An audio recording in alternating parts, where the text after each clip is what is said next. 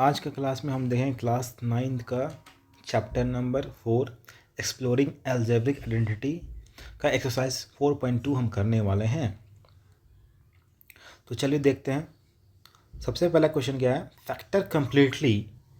इसमें total 5-6 question है। तो सबसे पहला क्या करना है, 9x² plus 24xy plus 16y², इसको फैक्टर करना है। हम फैक्टर कैसे करेंगे, तो हम क्या पढ़े हैं, आइडेंटिटी पढ़े हैं क्या, a प्लस बी का जो होल स्क्वायर होता है वो क्या होता है, a² plus 2ab plus b²। इस आइडेंटिटी को यूज़ करते हुए हम क्या करेंगे, इसको फैक्टर करेंगे।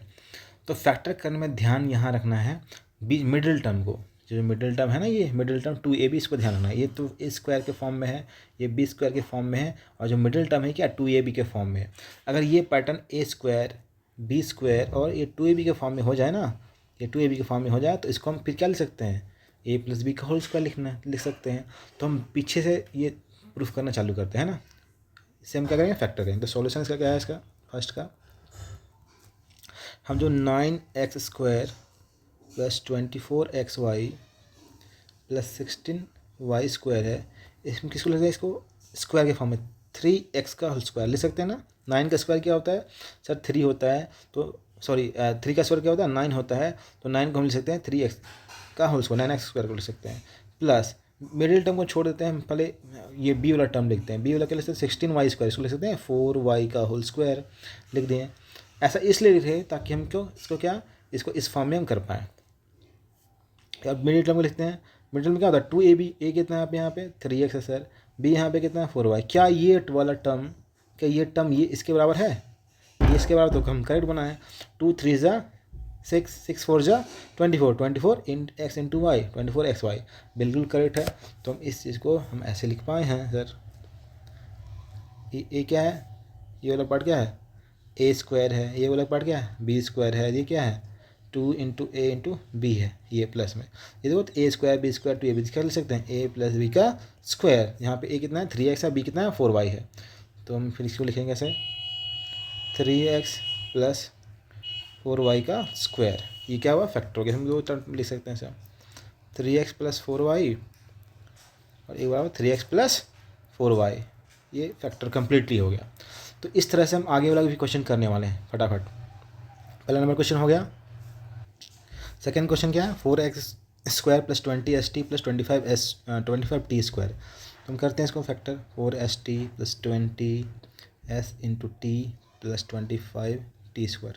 हम इसको कैसे लिख रहे हैं उसी फॉर्म में, इफ़ 4 2 का स्क्वायर होता है तो 2s का होल स्क्वायर लिख दिया है, प्लस 20 को हम बाद में लिखेंगे, 25 को लिख सकते हैं हम लोग क्या 5t का होल स्क्वायर लिख सकते हैं, बिल्कुल लिख सकते हैं। a² b² बन गया, यहाँ लास्ट में क्या 2ab बनना चाहिए, 2 इंटू 2s हो गया ये इंटू 5t हो गया। क्या इससे आ रहा है 20t, तो बिल्कुल आ रहा है, 2 इंटू 2 4 हो गया, 4 5 20। तो ये बिल्कुल हम पहुंच रहे हैं कहाँ पे 2ab के फॉर्म में। तो ये वाला टर्म से क्या है यहाँ पे 2s है ना, ये एक्चुअली फिर से लिखते हैं हम लोग, ये 2s के हैं मल्टीप्लाई में, अच्छे से दिखेगा।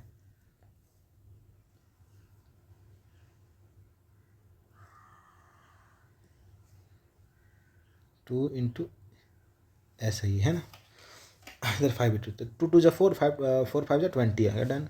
तो अभी इसको फिर लिख सकते हैं कैसे सर, a प्लस बी का होल स्क्वायर लिख सकते हैं। ये a कितना है 2s है और b कितना है 5t है, तो 2s का स्क्वायर 2s प्लस t का 2s प्लस 5t का होल स्क्वायर आ गया डन।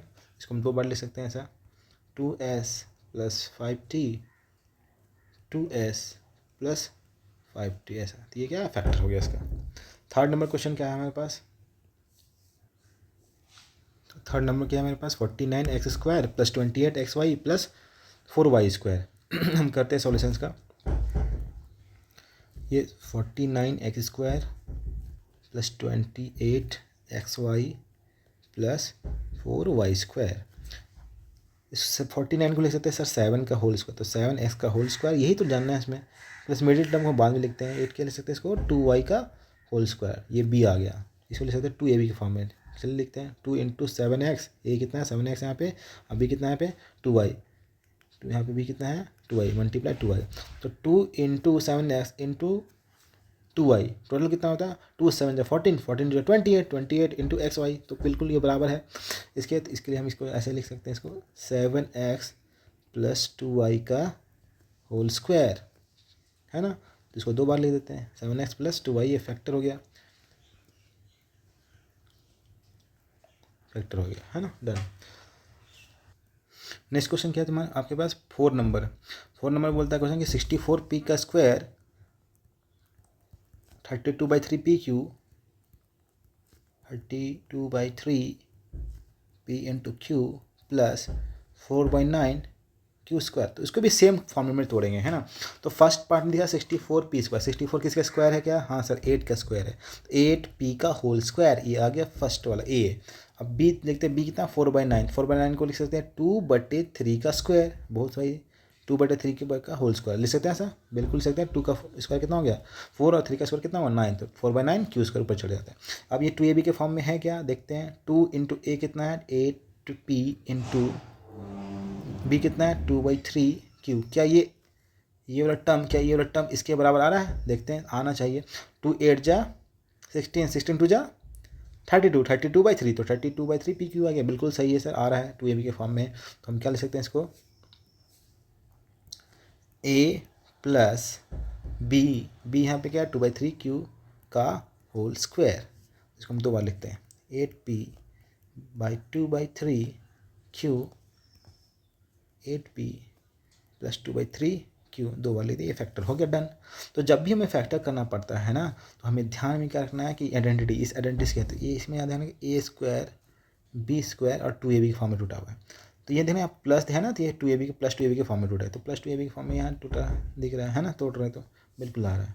और next question 5th number question क्या है, 3a square plus 4ab plus 4/3b square, ये क्वेश्चन है। इसको हमको क्या करना है, फैक्टर करना है।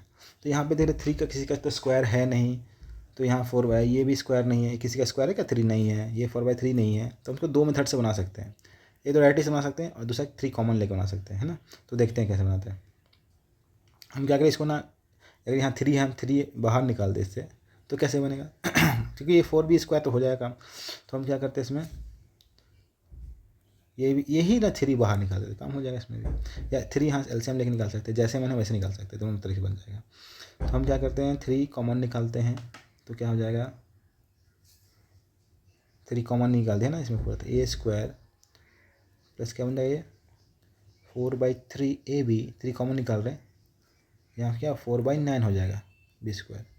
अब ऐसा कैसे जाएगा सर 3 कॉमन निकालें तो 3 में से मल्टीप्लाई होता है 3a स्क्वायर, ये बन गया, 3 यहाँ मल्टीप्लाई तो ये 3 और 3 कट जाएगा, तो ये बनेगा 4ab बन जाएगा, ये फिर 30 से मल्टीप्लाई किया 3 और 3 कट जाएगा 4/3 बन जाएगा, ये ऊपर जाएगा, तुम 3 कॉमन निकाल लिए ठीक है।